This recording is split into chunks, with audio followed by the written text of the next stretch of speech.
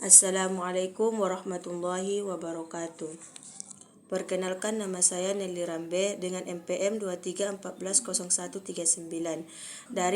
dari kelas 4C. Di sini saya akan memaparkan tentang materi hakikat jenis pemilihan dan pemanfaatan sumber belajar.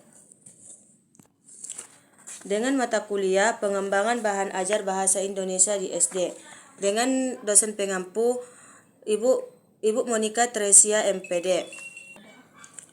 Di sini saya akan membahas tentang hakikat sumber belajar, yaitu yang pertama pengertian sumber belajar.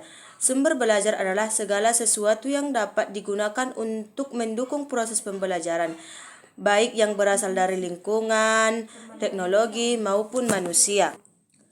Sedangkan menurut Edgar Dale, dia berpendapat bahwa sumber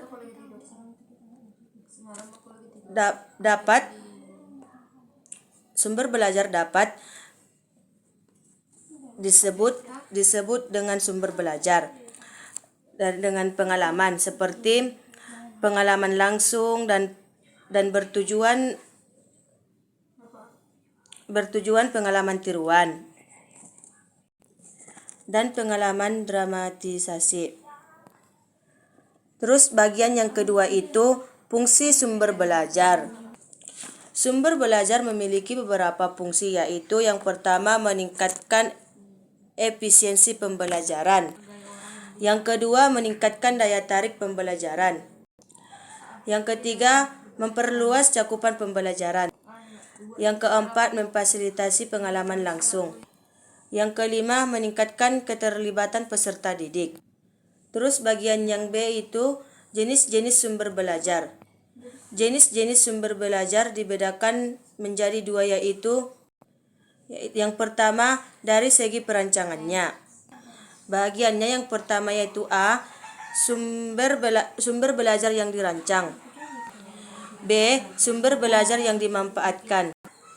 Yang kedua itu secara umum.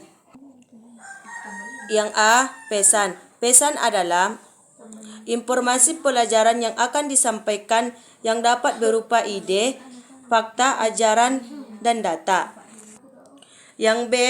Manusia. Orang adalah manusia yang berperan sebagai penyimpan dan penyaji pesan. Yang C. Bahan.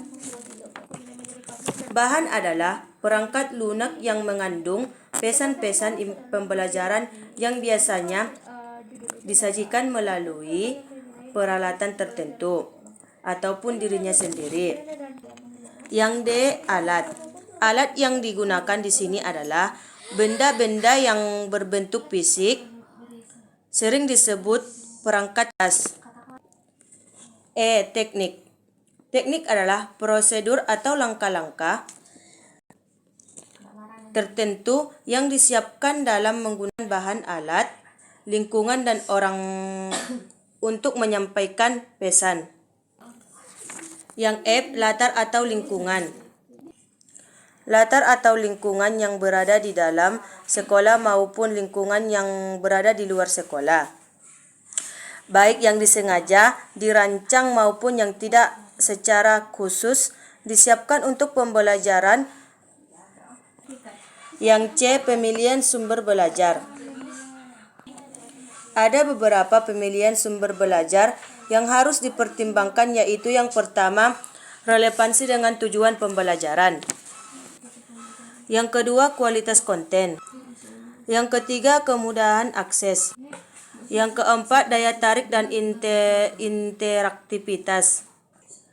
Yang kelima keandalan dan keamanan.